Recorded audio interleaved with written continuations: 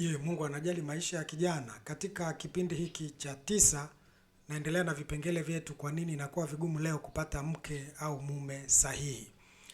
Tunaendelea na kitabu cha Mwanzo 24 ambacho kinatupa kanuni mbalimbali za Isaka na Rebeka.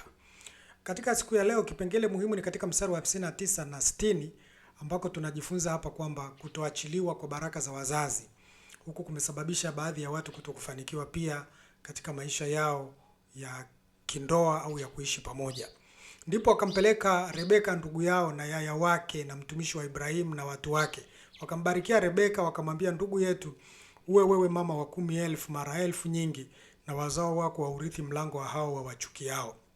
Tunaona ndugu wakiambatana naye, ndugu wakimpeleka Rebeka ndugu yao, wakimpeleka kwa kule ambako wameolewa.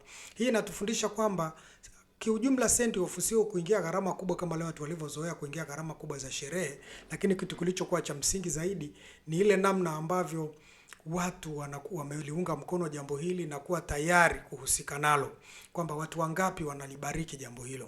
Kwa hiyo watu wengi wamekuwa hatafuti baraka na wameanza ndoa, sio kwamba ni ili tu kufunga ndoa kwa sababu ya agizo, lakini tunatafuta baraka za ndugu.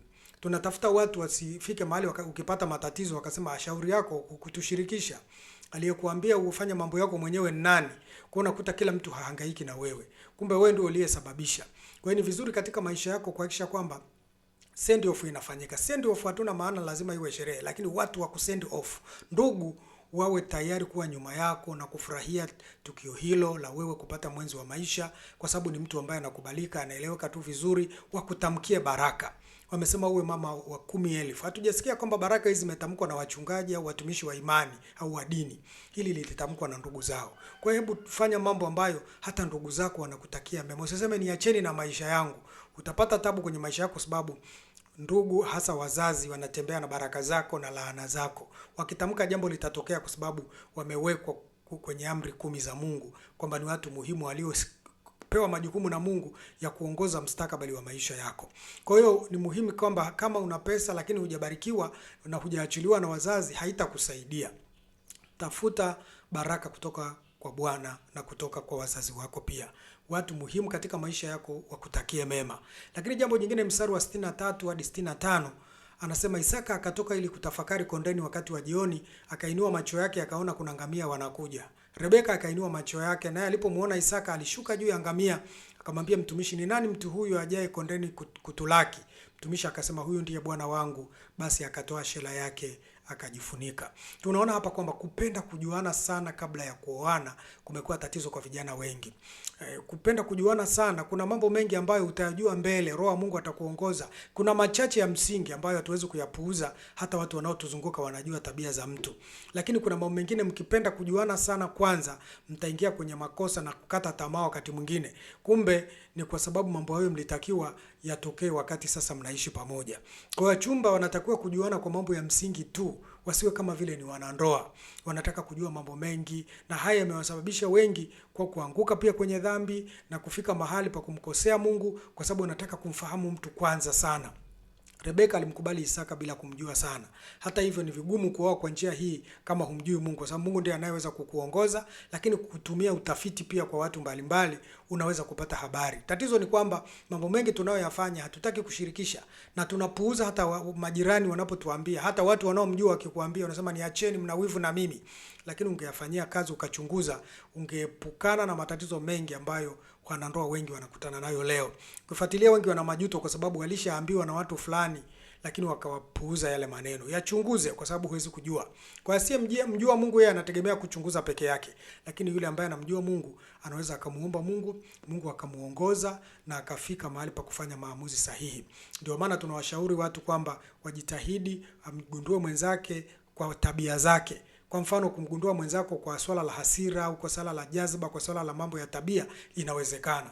Yuko ndugu mmoja ambaye alikuwa na mchumba wake, lakini akataka kujua kwamba mimi ni mtu ambaye majukumu yangu naweza wakati mwingine nikachelewa kazini na nikakutana na mambo ya hapa na pale ya dharura. Kwa hiyo akataka kumpima, kumjua katika uhalisia wake. Akawa wamekusudia wakutane mahali wazungumze, mahali pa penye panapokubalika tu vizuri, ambako sio mazingira hatarishi. Lakini muda ule ulipofika, yule kijana akampigia simu kwamba mimi sitaweza kuja, kumetokea dharura. yule binti alimtukana wala hakutaka kumsikiliza kwamba ni dharura ya aina gani. Alimtukana matusi ya ajabu sana mpaka yule kijana pale pale akamwambia, nashukuru kwa sababu nimenipa picha kwamba kwa kweli changamoto zikitokea kwenye maisha yangu hata kazini itakuwa ni jambo gumu sana. Kwa hiyo naomba leo ndio mwisho. Kwa hiyo nataka uelewe kwamba ni vizuri, tunasema wakati mwingine ni vizuri ku create crisis, yani kufanya hali fulani ambayo inamfanya mtu umpime, ugundue kwamba huyu mtu kweli akikasirika anakuaje, huyu mtu anakuaje. Usiendelee kupeana taarifa tu wakati ambao mnaongea tu wakati ambako hakuna lolote lilotokea, ukadhani kwamba maisha yatakuwa hivyo. Maisha yanakupanda na kushuka. Kwa hiyo ni vizuri ukapima na kugundua vizuri kwamba kweli ni mtu sahihi katika maisha yako. Lakini katika mstari wa 67 Biblia inasema Isaka akamwingiza Rebeka katika hema ya mama yake. Sara akamtoa Rebeka akawa mkewe, akampenda. Isaka akafarijika kwa ajili ya kufa kwa mamake. Tunajifunza hapa kuhusu kutafuta kupendwa badala ya kupenda. Mara nyingi sana watu wamekuwa wakitafuta zaidi kupendwa kuliko kupenda. Kutafuta kupendwa, yani kutafuta kwamba upokee upendo badala ya wewe kwamba utamfanyia nini mtu. Mara nyingi upendo kuna tofauti na tamaa. Tamaa mara nyingi ni ina maana kwamba nitafaidika nini na wewe, nitapata nini kwako. Hiyo ni tamaa. Lakini upendo ni nitakufanyia nini ufurahi, nitakusaidiaje. Hiyo ndio upendo. Kwa hiyo ni muhimu sana katika maisha yako kuangalia kwamba kipi kwako kina nguvu zaidi. Maana mara nyingi unawaza tu kwamba huyu mtu akinioa nitanufaika na hiki, ana uwezo wa kifedha, ana uwezo huu, unasema nikimwoa msichana nitanufaika hivi, lakini hujiulizi upande wa pili kwamba wewe utampa nini. Kama hupati kitu ambacho utampa, hata una thamani yako baada ya muda fulani. Kwa hiyo ni muhimu katika maisha yako uone kwamba unampa kitu. Aone kabisa kwamba na wewe una nini ambacho atafaidika kutoka kwako. Ikiwa wewe tu ndio utakayefaidika, baada ya muda atakata tamaa na wewe, kwa sababu utakuwa ni kama mzigo kwake. Utakuwa ni mtu ambaye wewe unadai kupendwa tu. Na ndio maana watu wanajiuliza wakati mwingine kwa nini watu wenye sura nzuri wengi nzuri sana wamekuwa hawaolewi. Sababu moja wapo ni kwamba wengi wao wanawaza kwamba yeye ana haki ya kupendwa kwa sababu watu wengi wanamwambia anavutia. Kwa hiyo yeye hawazi kwamba ana nini cha kutoa. Kwa hiyo matokeo yake yeye anaona ana sifa za kufanyiwa tu na sio kumfanyia mwingine. Na ndio maana hata ndoa pia wanapofunga ndoa hazidumu wengine, kwa sababu wanaona mbona mimi wengi walikuwa wananionyesha kwamba wananipenda sana. Kwa hiyo wewe hata ukiniacha nitapata mwingine. Matokeo yake anakuwa na mazingira magumu katika maisha yake. Lakini yuko mtu ambaye yeye anaona anastahili kuona kwamba naye ana nini cha kutoa, ana mchango gani katika ndoa, ana mchango gani hata kama sio wa kiuchumi, lakini ana mchango gani wa kumfanya huyu mtu apangilie mipango yake, ajenge nyumba, atumie pesa zake vizuri, hata kama hana, lakini hana uwezo wa kupangilia mambo. Mimi kwa hekima yangu nitamsaidia.